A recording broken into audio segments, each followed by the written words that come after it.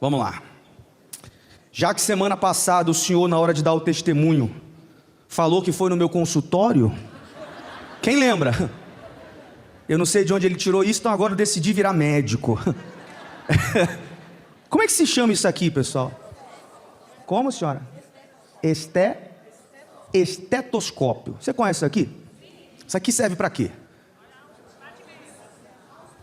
Isso aqui serve para examinar alguém. Isso aqui é muito importante para um médico detectar. Até colocar aqui. Pronto. Fica igual um médico mesmo. Isso aqui serve para o médico detectar se no corpo, no pulmão de alguém, tem algum problema. O exame é muito importante. Sim ou não? Você deve conhecer casos de pessoas que sentiram alguma coisa e postergaram em ir fazer um exame. Sentiu uma dor, sentiu algum sintoma. Eu vou ali na farmácia, eu vou comprar um remedinho qualquer, né? A pessoa que tem mania de se automedicar. Aí usa, não funciona. Aí fala, cadê aquele chá que a vovó fazia? Com aquelas plantas, aquelas misturas, e faz, e não resolve. Quando a pessoa decide, às vezes, ir no médico e faz o exame, às vezes é tarde demais. Você conhece casos assim? Quem conhece, pessoal? Nós vemos aí aos montes. Porque a pessoa demorou ao quê? Fazer o quê? O exame. Se isso é sério com respeito ao corpo, você imagina com respeito à fé. Hoje nós vamos examinar a nossa fé. Hoje eu vou examinar a sua fé. E você vai examinar também a sua. Na verdade, eu vou examinar a minha e você vai examinar a sua. Paulo, ele deu esse conselho que eu considero um dos mais fortes para aquela pessoa que quer se manter firme na fé até o fim. Por favor, coloque aí. Ele disse assim: examinai-vos a vós mesmos, se permaneceis na fé. Provai-vos a vós mesmos, ou não sabeis quanto a vós mesmos. Em outras palavras, você não está olhando para o seu diagnóstico?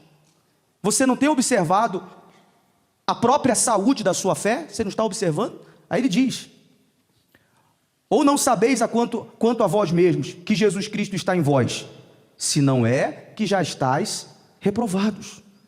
Por que Paulo falava sobre isso? Porque era um momento em que ele via pessoas que outrora estavam na fé, mas com o passar do tempo, essas pessoas não estavam mais. Pessoas que outrora tinham uma certa força, tinham uma certa perseverança, tinham uma certa determinação, mas o tempo se passou e aquela pessoa mudou o seu comportamento. Eu falo isso porque isso às vezes acontece até com a gente. Quando o pastor está num lugar, ele vai embora e às vezes, nas difíceis vezes que isso acontece, ele volta. E aí ele vê, poxa, cadê aquela senhora, a dona Maria, que era uma mulher de tanta fé? Aí ele vai procurar, a dona Maria está tão apagada. Cadê o seu José, que era um homem que vivia no altar dando testemunho, que para ele não tinha tempo ruim, os problemas ele olhava como oportunidade, quando a coisa estava difícil, aí que ele ficava animado para continuar lutando. Aí vai olhar, o seu José vive cabisbaixo. Tem ou não tem casos assim, gente? A pessoa um dia esteve na fé e hoje não está mais. Perceba que ele diz: examinai-vos a vós mesmos, porque se tratando de fé, às vezes é difícil de alguém de fora conseguir diagnosticar. Tem gente que ela é especialista em pedir para os outros examinarem a fé dela, e aí as pessoas vão falar o que querem. É até perigoso você fazer isso, porque a depender de quem você permite que examine a sua fé. Se é alguém que não está na fé, vai te dar um péssimo diagnóstico. Ao invés de colocar você para cima, vai colocar para onde? Ao invés de te dar um conselho para te ajudar, vai te dar um conselho que vai te atrapalhar. Você vê, a obreira tinha uma ferida no pé. Foi no médico, o médico falou: vamos ter que cortar esse pé. Aí a obreira: meu Deus, está tão sério assim? Não vou cortar não. Foi orar, depois foi em outro médico. Aí o médico disse assim, o outro falou: não, vamos fazer aqui uma limpeza, um tratamento. Tá aí, não cortou, a obreira está aí com o pé bonzinho, evangelizando, ganhando almas. Então você vê, a depender de quem você permite que examine a sua fé, você corre risco. Por isso que a melhor pessoa a fazer isso é quem? Não ouvi? Você mesmo. Examinai-vos se realmente você está na fé. E esse autoexame da fé não é opcional não, é obrigatório. Claro, para quem quer se manter na fé até o fim. Ah, isso é opcional, eu faço se eu quiser. Cuidado, porque se você demorar a fazer, amanhã pode ser tarde demais. Quando a pessoa for ver, ela já está totalmente diferente de como ela começou. A pessoa lembra, quando ela era da fé, ela não gostava que as pessoas ficassem tendo pena dela, e hoje ela busca comiseração. Quando a pessoa estava na fé, ela fazia do limão uma limonada, hoje ela vê os problemas como obstáculo. A pessoa que quando ela estava na fé, ela conseguia obedecer de olhos fechados a palavra de Deus. Hoje, quando ela não está mais na fé, tudo ela quer uma explicação. Não, mas por que Deus mandou fazer isso? Por que está escrito isso? Ela ficou cheia de porquês. E quando ela fica cheia de porquês, a resposta vai vir de quem ela não espera, vem do mal. E naturalmente, a resposta que o mal dá, vem carregada de dúvidas. Então, esse autoexame é muito importante, porque entenda, uma coisa vai puxando a outra. Se eu não me examino todos os dias, pela manhã, quando eu abro os olhos, eu tenho que me examinar. Peraí, eu estou na fé? Eu estou, de fato e de verdade, vivendo de acordo com a palavra de Deus? Eu estou mais forte ou estou mais fraco? Mais animado ou mais desanimado? Todo dia a gente tem que fazer isso. Eu continuo crendo na palavra ou hoje eu creio mais no homem do que em Deus? Todo dia nós temos que fazer isso, porque se não fazemos isso, amanhã nós vamos correr o risco de errar, porque a fé em alta, eu tenho a direção de Deus, a fé em baixa, eu vou fazer as coisas de acordo com a minha cabeça, e nós erramos, nós somos falhos. Por isso que Paulo, em outra ocasião, ele disse isso, põe na tela por favor, não erreis. A gente pode errar? Pode, mas o bom é que não erre. E olha, eu digo mais, todo mundo aqui erra e todo mundo aqui pode errar, mas quando você está na fé, a probabilidade de você errar é muito menor. Escute o que eu estou lhe falando, quando você está na fé, você vai confiar em Deus, você vai seguir o conselho do alto. Quando você não está na fé, você vai seguir o conselho ou do seu coração, ou de pessoas que não tem nada a ver com a sua fé.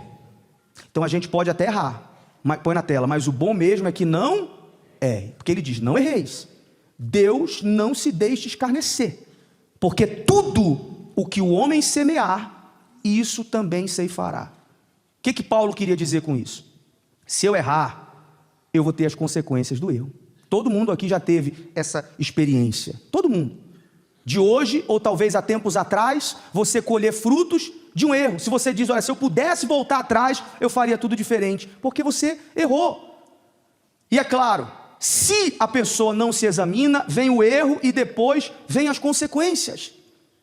Nós vemos isso na história de Davi. Quantas vezes a gente fala com você aqui sobre Davi, mostrando para vocês o lado positivo das atitudes dele. Mas teve um momento curto da vida dele, que ele deixou a fé dele ficar enferma. E esse é outro cuidado que eu queria que você tivesse. Quando você se examina constantemente, você evita que a sua fé fique enferma. Não permita que a sua fé fique doente, porque se ela ficar doente, sua vida vai começar a andar para onde? Para trás. Foi o que aconteceu com Davi. Quando se esperava que ele estivesse na fé em uma certa ocasião, lá na frente da batalha, ele decidiu ficar no palácio. Era para estar onde, gente? Aonde, pessoal? Digo mais, um período semelhante a esse que nós estamos vivendo. Estamos no começo do ano. É hora de você estar onde, gente? Na fé. Mas muita gente, não, eu digo isso, tem gente que está inclusive em casa agora, não tem nenhum compromisso, mas é um período do ano em que as pessoas não querem agir a fé, com aquela história de que o ano só começa depois do carnaval, não é isso, pessoal? Não, depois do carnaval, e agora que o carnaval vai ser lá em março? Sabia disso? Ou seja, quem pensa assim vai perder janeiro, fevereiro e março, porque acha que agora é a hora de ficar parado. Agora não é hora de ficar parado, agora é hora de estar na fé, amém, gente? É hora de estar lutando, era a hora de Davi estar lutando, mas porque ele não examinou a fé, e não estava na fé, ficou, e o que ele viu? O pecado diante dele. Viu lá, Batseba tomando banho, a Bíblia diz que era uma mulher bonita, casada, mas ele com a fé enferma, o que ele fez? Manda vir essa mulher aqui, se deitou com a mulher, primeiro pecado, adultério, a mulher engravidou, achando que a melhor saída para o pecado dele era colocar Urias, marido dela, lá na frente da batalha para ele morrer, fez isso, o sujeito morreu, ele errou e ele teve que colher as consequências. Mas você está vendo como uma coisa chama a outra? Tudo começou quando? Começou quando? Quando ele não se examinou. E ele não percebeu que ele estava fraco. Ele não percebeu que ele não estava na fé. Errou e veio as consequências. A Bíblia diz que ele gemeu. Foi terrível as consequências para ele. Aquela criança nasceu com problemas. Nasceu doente. A Bíblia diz que ele ficou ali prostrado, dias e dias ali chorando, orando, jejuando, sabe? Não queria falar com ninguém, não comia, na expectativa que aquele menino, que aquele bebê, sabe? Ele reagisse. E todo mundo que tentava falar com Davi, ele não queria falar com ninguém, ele estava mal. A fé ficou doente, o corpo ficou doente, tudo porque não se examinou. E a Bíblia diz que ele ficou naquele estado ali de prostração ali, até que o garoto morreu, o filho dele morreu. Os seus servos ali viam que o estado dele espiritual, emocional estava abalado, que nem tinham coragem de dar a notícia para Davi. Não tem casos assim? Que às vezes você vê que a pessoa está tão abalada que você diz: eu nem vou dar essa notícia para o fulano, que é capaz agora dele fazer uma loucura, é capaz dele surtar. Davi viu os servos cochichando, e ele disse assim: o que vocês estão conversando? Já sei, ele morreu. E de fato tinha morrido. Ali é como se Davi tivesse despertado, é como se ele tivesse acordado. Ali ele decidiu fazer tudo diferente. E aí o que ele já fez? Se lavou e foi para o templo, foi orar. Ali ele começou a acertar novamente. Você já viu que tem gente que quando as coisas começam a dar errado para ela, o primeiro lugar que ela deixa de vir é aonde? É aonde? Ela quer culpar quem, pessoal? A Deus. A culpa de Davi ter passado por aquilo era de Deus? Não. Então ele foi para a casa de Deus. Conselho que eu lhe dou: quando você estiver enfrentando problemas, quando você estiver enfrentando lutas, é aí que você tem que vir para a casa de Deus.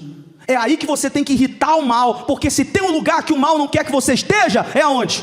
Na casa de Deus. Então Davi foi para a casa de Deus, se tomou um banho, se lavou e foi para o templo. Ninguém entendeu nada.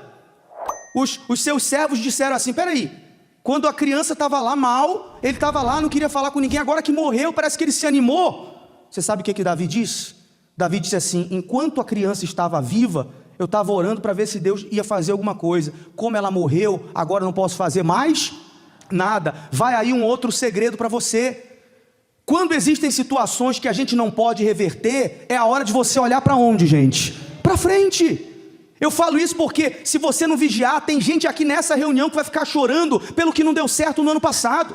Ah, mas em 2024 eu fechei a loja. Ah, mas em 2024 eu perdi o emprego. Ah, mas eu perdi aquela causa. Ah, mas o advogado já deu causa ganha para o fulano. Meu amigo, minha amiga, olhe para onde, gente? Para frente. Era o que Davi estava querendo dizer. Peraí, enquanto eu podia fazer alguma coisa, eu fiz. Agora não há mais o que fazer. Eu vou olhar para frente e vou fazer tudo diferente. Olha o que ele fez. Olha o que ele fez. Vamos lá. Então Davi consolou Batseba, sua mulher, né? Em outras palavras: Batseba, para de chorar, minha filha, vamos resolver esse problema. O filho morreu? Então tá bom. Consolou Davi a Batseba, sua mulher, e entrou a ela e se deitou com ela. Aí eu não sei o que eles foram fazer, pessoal. Não sei. Vocês sabem por acaso? Foram fazer outro filho. Aí, e ela deu à luz um filho e chamou o seu nome de Salomão, e o Senhor o amou. Amém, gente? Então, olha a virada. Imagine se ele ficasse frustrado, pessoal. Não, eu não quero mais filho, não, porque o meu outro acabou de morrer. Nós não conheceríamos a história do grande rei Salomão. Tem gente que ela parou de tentar porque lá atrás deu errado. Deu errado ontem, mas vai dar certo hoje. Deu errado ano passado, mas vai dar certo esse ano. Amém, gente? Às vezes deu errado porque você não estava com a fé em alta, como você está agora. Pera lá, se você decidiu começar o ano em aliança com Deus, você tem tudo para a sua fé estar em alta. Então o que você fez outrora com a fé embaixo, que não deu certo, esse ano você vai fazer com a fé em alta, e Deus vai te abençoar em nome de Jesus. Amém? E digo mais, quem foi lá dar a notícia para ele foi Natã. O mesmo Natã que outrora deu uma má notícia, depois trouxe a boa notícia. Não se assuste não, se quem te deu más notícias em 2024 vai ter que chegar te apresentando as boas novas em 2025.